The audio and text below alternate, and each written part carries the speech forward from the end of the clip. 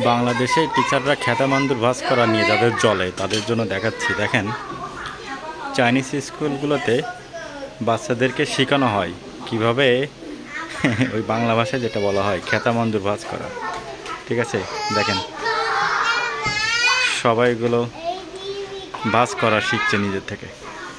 এইটা করলে কি সুবিধা, বাচ্চারা কিন্তু বাসায় এগুলো করতে চায় না, যখন স্কুলে এগুলো শিখে তখন তাদের জন্য সুবিধা।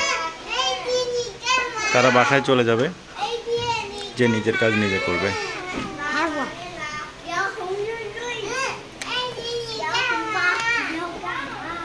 দেখছেন, নিজের কাজ নিজে করছে। আমাদের বাংলাদেশে কিন্তু এরকম শেখানো উচিত, নিজের কাজ নিজে করা। বাংলাদেশে তো একজন গাড়ি থাকলে তার কমসে কম 2টা ড্রাইভার থাকে, চায়নাতেও অন্যরকম, যার গাড়ি সে ড্রাইভ করবে, বাসার কাজ নিজেরা করবে।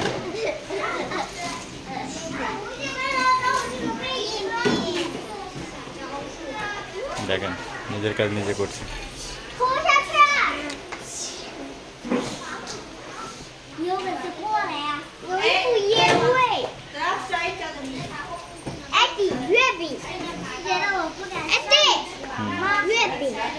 দেখেন সবাই নিজের কাজ নিজে করছে।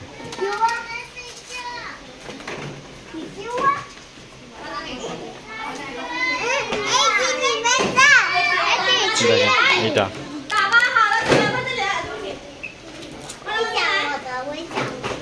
দেখছেন, সবাই নিজের কাজ নিজে করছে। তবে বাচ্চারা দুপুরবেলায় এখানে ঘুমায়, দুপুরবেলায় ঘুমায় 2 ঘন্টার মতো, ঘুম থেকে উঠে আবার ক্লাস শুরু করে। বাংলাদেশে যেমন সকাল থেকে বিকাল পর্যন্ত ক্লাস হয়, এখানে এরকম না, এখানে ভিন্ন।